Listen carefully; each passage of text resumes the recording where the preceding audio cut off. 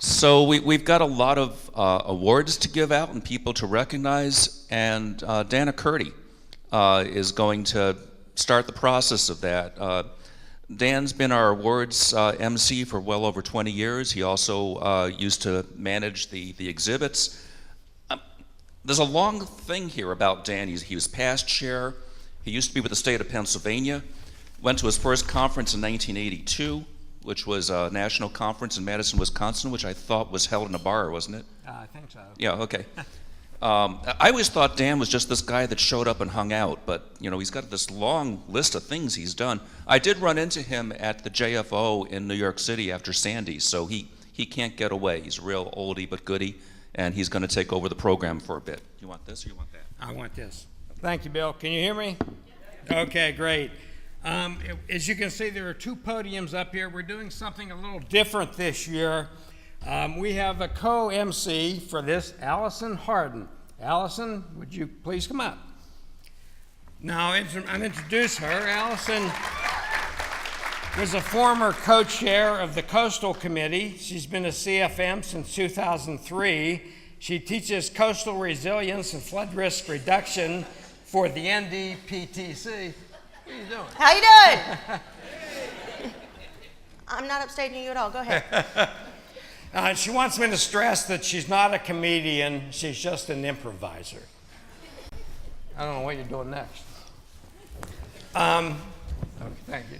Yes, sir. I'm glad everyone is here today because this is a special anniversary, and you're here to celebrate it, and there's a very important person in the room. Chad Berginnis. This marks 2 years of being executive director. Where are you? He's right there. Oh, I there think you he's are. done a Hi. good job. How Don't are you think so? Let's give a hand to Chad. He's done a great job. I think he's done a great job too, but I want to tell everyone, in fairness and truth in advertising, that Chad has been observed late at night, sitting in his office, just talking to himself, saying, "What is the answer? What is the answer?" I think you need to help him out with that. Well, Why let him suffer? we have appealed directly to a higher power so that every time Chad asks a question, he has the proper answer. Get out of this bag here. That's correct. We have him the magic 8-ball.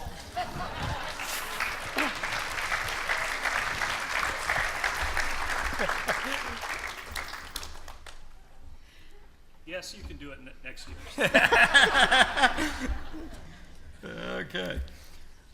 Getting on to the awards part of what we're doing today, pay attention to the screen. There's going to be a lot of new graphics up here, courtesy of Allison. You'll see Floodplain Times, and we'll be zooming in and out of that periodically as we go through the various categories of awards. There is a photo op for any recipient of the awards at the conclusion of the ceremony. We're not going to hold it up to take them one by one. And also, if you're receiving an award, please proceed to the riser on the side where Chad is standing, and that's where you'll receive it. Now, before we start this, I want to say there are 15,000 members in ASFPM, and not every one of those 15,000 is eventually going to make their way up to the stage to receive an award. And that's not to say that every one of you doesn't work hard every day to do floodplain management in the proper way. So what I want to do, I want all of you to applaud for yourselves.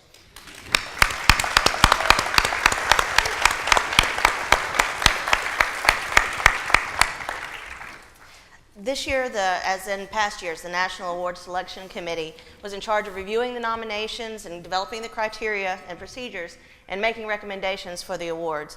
I want to say thank you to all that have served on this year's committee, Diane Brown, Chad Berginnis, Larry Larson, Ingrid Dandler, and Mike Klitze. So let's give them a whole hand.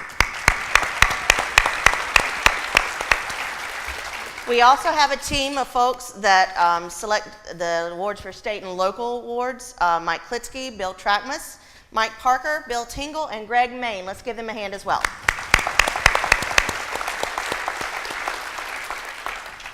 All right, right, it's been quite a year in the flood-related activity department.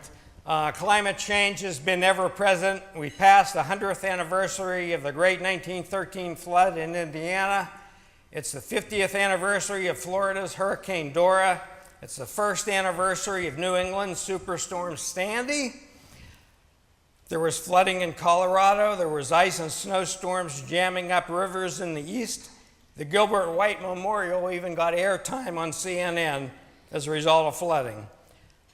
And just when we were getting used to starting to implement bigger waters, hopefully, the Homeowner Flood Insurance Affordability Act came along and reinvented everything again. There have been challenges, more to face, doing more with less, and attacks to funding programs like the pre-disaster mitigation grants. But there's also been good news too. We're having serious discussions about risk and who pays for it, but this time it's not just us doing the talking. The administration in Washington is pushing for federal agencies to work together toward a solution to national problems. There are more social media users than ever, and all of this has really been noteworthy and leads us really into our first award here this afternoon. The award we have now is the Media Outreach Award. This goes to a city that's protected by 52 miles of levees. They went outside the box for media attention, tweeting and Facebooking messages to the general public. They worked with teachers to conduct art contests with their students. They produced a 2-minute video featuring the mayor. They hosted a contest for families to create an evacuation kit and a family evacuation plan. This is interesting. They held a supermarket sweepstakes at a local Walmart. Contestants had 5 minutes to go through the store, 5 minutes, and gather everything they thought they would need in case of a flood. A preparedness contest, if you will. So to speak, guess who won? A Boy Scout. A Boy Scout won a preparedness contest. Kind of like having a dictionary editor enter a spelling bee, huh? The 2014 Media Outreach Award recipient is the city of West Sacramento, California. Accepting is Greg Fabian, floodplain manager for the city, and Christine Brazil, project manager.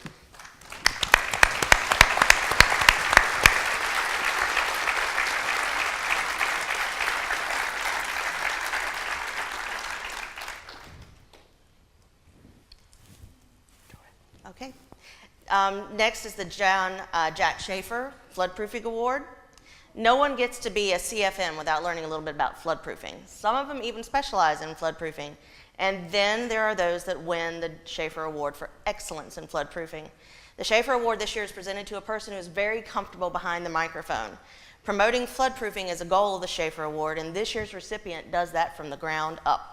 By creating and executing an hour-long training on residential elevation, the recipient helps provide a good base knowledge on principles and practices of home elevation.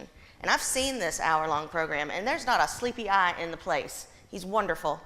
An active member of the Floodproofing and Retrofitting Committee, he calls for greater training, certification, and insurance requirements for companies who offer building elevating surfaces to the public. And as a private contractor, this creator of House Raising 101 both practices and preaches sound elevation techniques. The 2014 John R. Schaefer Award for Excellence in Floodproofing goes to Rod Scott, L&R Resources for Excellence in Hazard Mitigation Education.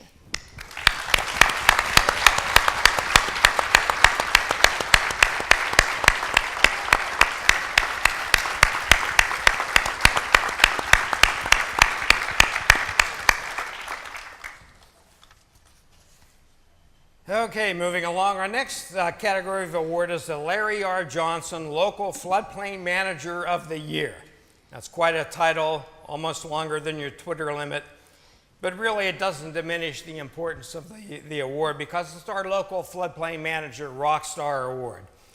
The nominee for this has been a proven leader among floodplain management colleagues, supports recently implemented state floodplain management regulations. In a few days following a major flood, the recipient surveyed thousands of properties to assess flood damage. obtained high water marks in flood zones and used them to create advisory-based flood elevations and setbacks, drew on colleagues from the state chapter for assistance, and I think this is really important. He kept community leaders calm, focused, and progressive in tactics and techniques during the flood event, and also he set a moratorium on building permits in the flood-affected areas. That's noteworthy. The recipient's actions saved lives, prevented future flood losses, and promoted health, safety, and welfare for an entire community. It's quite a legacy. The 2014 Floodplain Manager of the Year is Will Birchfield from the town of Estes Park, Colorado.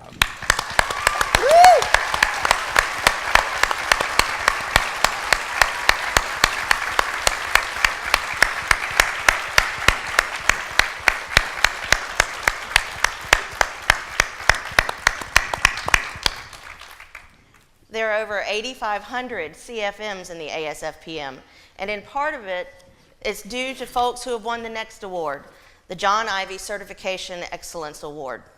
This year's recipient serves on the ASFPM's Certification Board of Regents and heavily promotes the CFM program at home. But he does this in a university setting. Over 50 students have passed the CFM that he has helped.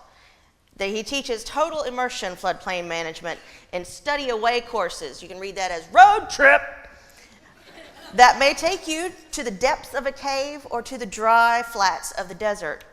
He coordinates the only floodplain management minor in the United States and is developing a bachelor's degree with a concentration in floodplain management while serving as co-chair of the Higher Education Committee.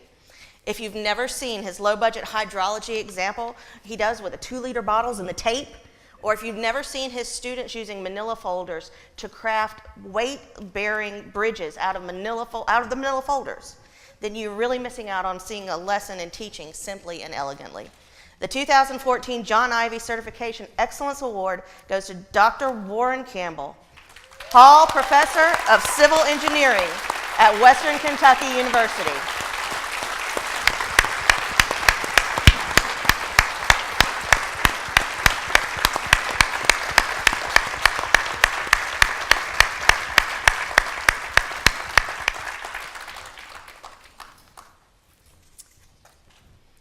Our next award is the James Lee Witt Local Award. This year it is presented to someone that is not a land use agency, not even an NFIP community. They cannot accrue CRS points to qualify for NFIP premium reductions. Their programs, however, qualify member communities for Class 8 status and a 10% discount on flood insurance premiums. These risk reduction efforts have facilitated approximately $1.7 million in annual savings to the communities and the residents. The points gained through this authority's activity apply to any of the 11 Silicon Valley communities that participate in the CRS. The recipient of this year's James Lee Witt Local Award is the only fictitious community in the CRS. And it's been the only one in the nation for 15 straight years. The James Lee Witt Award for Excellence goes to Santa Clara Valley Water District. Anyone accepting on their behalf? Well, let's give him a hand anyway.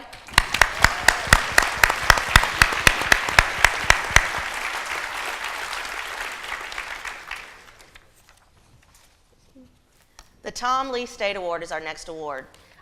Tom Lee was a pioneer in state floodplain management programming who passed away too early at age 41. That's around my age. When I started looking at all he had done, I started reevaluating my own life. Oh my gosh, I haven't done anything.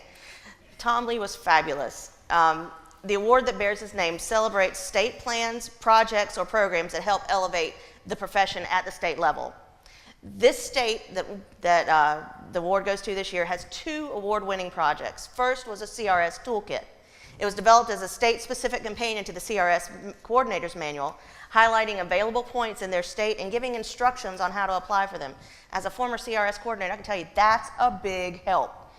Second was the Flood Response Toolkit, designed to help communities prepare, respond, and recover from flood emergencies, and highlighting the state's resources to assist. It acts as a quick reference tool to address the steps to be taken after a flood event. So this year's Tom Lee State Award goes to the Iowa Floodplain and Stormwater Managers Association. Accepting on their behalf are Wayne Willey from the city of Davenport and Jerry, please pardon me if I say this wrong, Skalak, founding member of the Iowa State Chapter.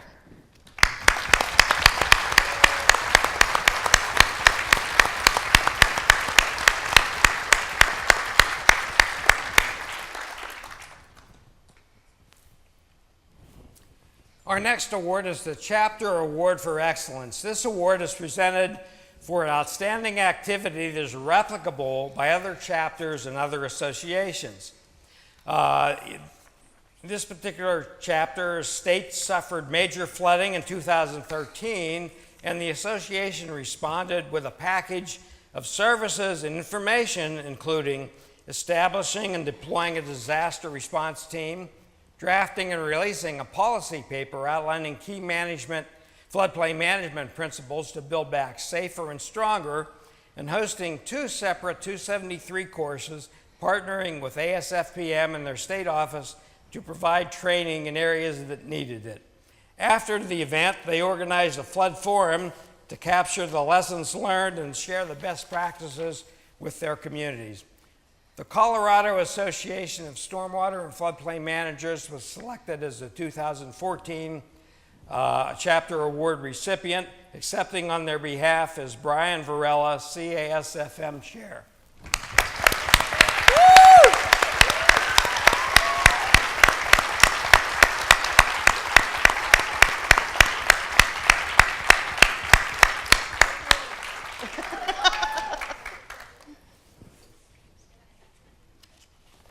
I'm a little nervous about the next award, I have to be honest with you, because the guy it's named after is over there in the front row.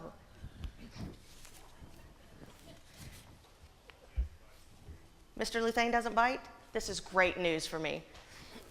The Jerry Luthane Distinguished Service to Member Award. This year's, and it's a good thing they named it the Distinguished Service to Members Award, because the award winner this year is distinguished as all get out.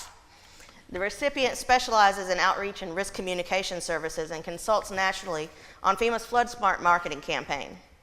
Thanks in part to this year's honoree, who managed one of the largest write-your-own flood insurance programs, ASFPM has brought forward a wealth of information, training, and knowledge on the subject of flood insurance. He's participated in FEMA-funded studies with research corporations like the RAND Corporation and provided expert witness in court cases relating to flood insurance. I have this vision in my head of him standing up in court going, "You can't handle the truth about flood insurance!" And if I get a chance afterward, I'm going to have a photo op with him to do that. The recipient is a facilitator at the ASFPM Foundation Forums and co-chairs our Flood Insurance Committee. And if you're not already aware, the recipient of this year's Jerry Luthane Award goes to Bruce Bender. Bruce! Bruce!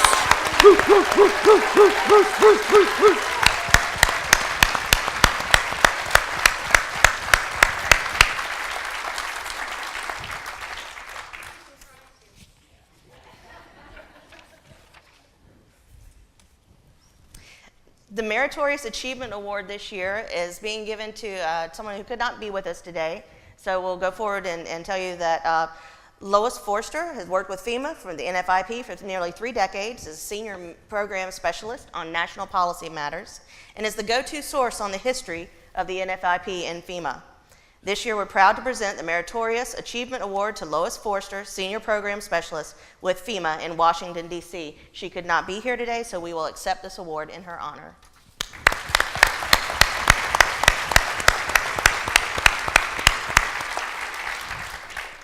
The next award that we're giving out here is honorary membership. This is not an annual thing. It's not given out that very often, but is occasionally for someone that is particularly worthy of it for ASFPM. The recipient of this was part of the association from its inception in 1977.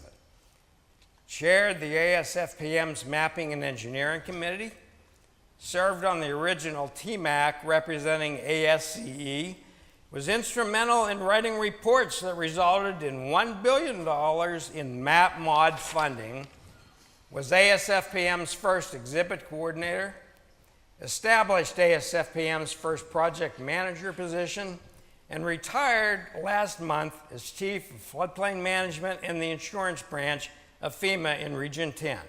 This year, the association is proud to present honorary membership to Mark Reball.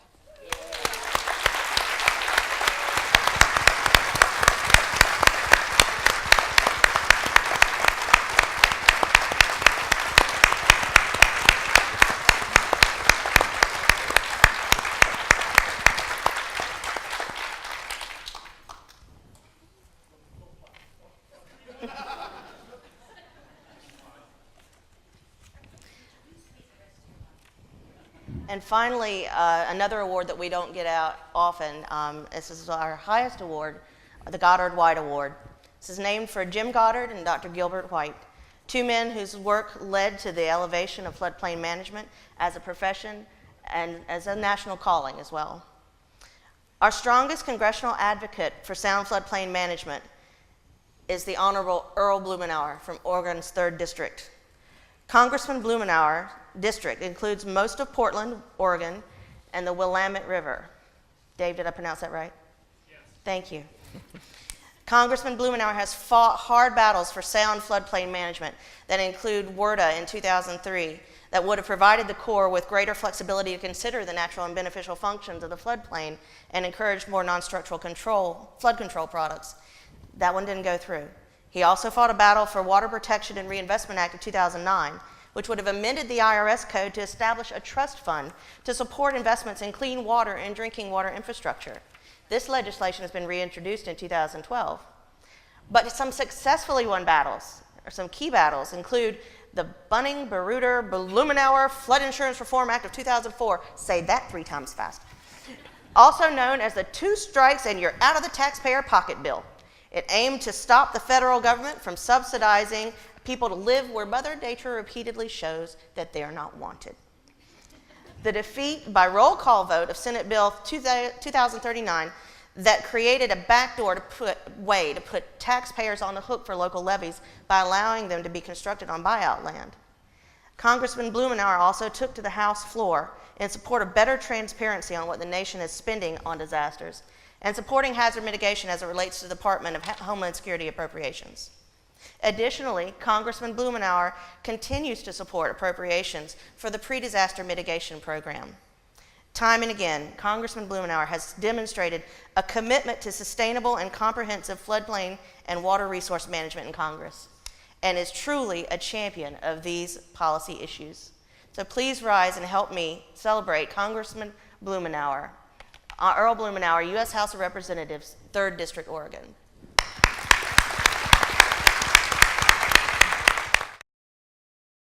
I deeply appreciate the Association of Floodplain Managers for giving me the honor of the Goddard White Award.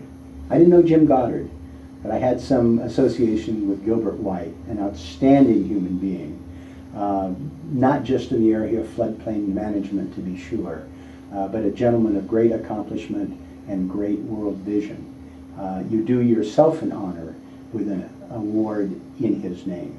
I'm reminded that Gilbert was one of the original architects of the flood insurance program over 50 years ago. And he had his own reservations that this was being rushed, that we could have spent a little more time, done it a little better. Does any of that sound familiar as we look at the aftermath of the most recent attempt at flood insurance reform?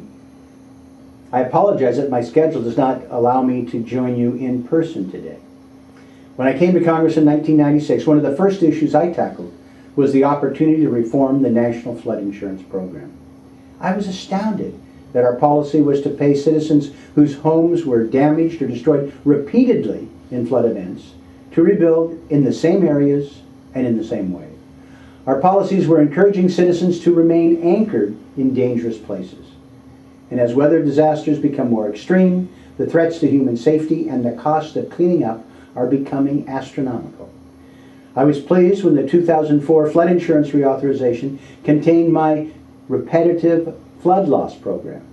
This program required that homeowners elevate floodproof or move away from floodwaters to receive assistance for a repeatedly damaged property. If they did not, they would start to pay the higher premiums that they should to stay in a risky area. This was a start. Then came Hurricane Katrina, and after that, Superstorm Sandy. Both illustrated our increasing vulnerability, the escalating costs, and the deepening consequences. With the flood insurance program now over $25 billion in debt, there's still much to be done. While relocating or raising homes is expensive, it remains just a fraction of what we're spending now to help people rebuild in place when it's only a matter of time before the next storm blows through. We should take the lessons from the previous disasters and invest in mitigation not after these extreme events occur, but right now. The Association of Floodplain Managers has been an outstanding partner to Congress and our communities in helping me. Your wealth of experience and technical knowledge make you essential as we chart the course in the months and years ahead. I welcome your ideas on the next steps and look forward to working with you and to making progress. You will have my commitment that I will be a strong voice encouraged by Congress to lead by example in the areas of floodplain restoration, mitigation, and flood insurance reform. And thank you again for this honor and for the leadership and commitment for a safe and sustainable future. There's one more honor that was bestowed with today. There's a new award form that the Goddard White is taking, and it was handcrafted by one of Gilbert White's daughters, and she's here today. And her sister is here today too, so it's Mary White and Frances White. Would you please stand and be honored as the daughters of Gilbert White?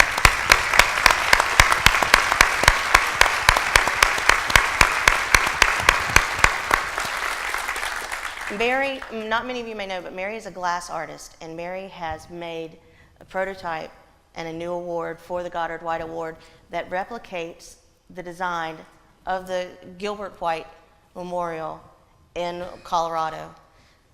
Beg pardon, ma'am? That you built, absolutely.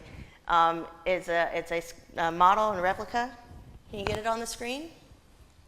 Everybody can see, because it's sitting very nicely on the table. And I'm really scared to pick it up and show it, because I don't want to be the one to mess up and break it before it gets to Congressman Blumenauer.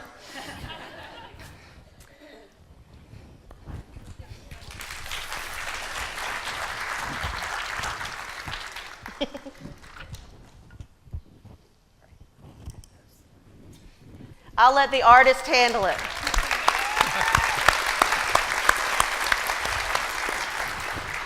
Thank you, ma'am. We are so honored and so privileged to have Ms. White and her art involved in the award. So thank you so much.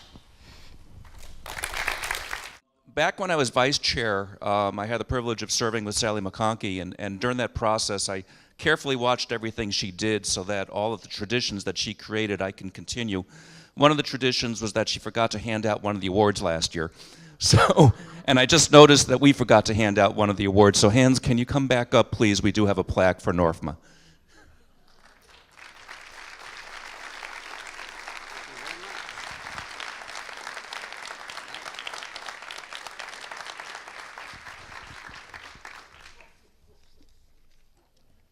Thank you, Sally, for starting this important tradition.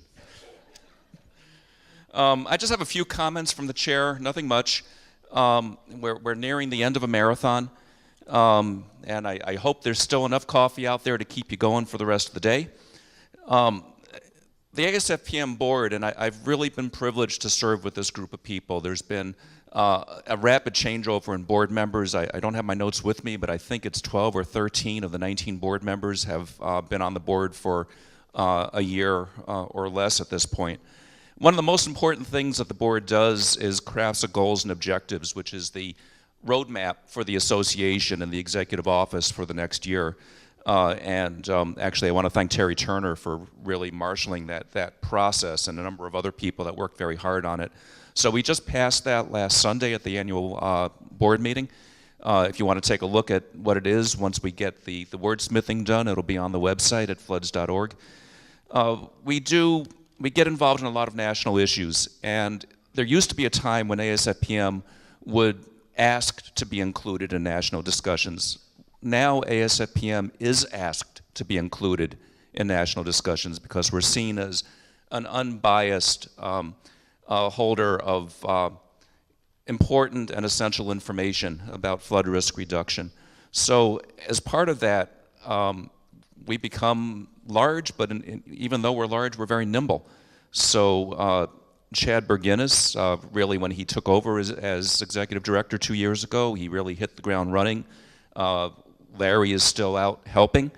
Mary Inderfirth is our Washington liaison. And Sam Medlock, who's on assignment to the Council on Environmental Quality in the White House right now, but she also helps out quite a bit in Washington. Even though we didn't get everything we wanted in the flood insurance bills, there are certainly things in there that are good that wouldn't be there if it wasn't for ASFPM. Chad testified before Congress twice in the past year. Once was, well, I came and met Chad in Washington to meet with FEMA officials about a month ago on a Friday. And when I got there, he had just been asked to testify the next Tuesday. So did you go home in between, or do you just stay there? You just stayed there and worked on it. And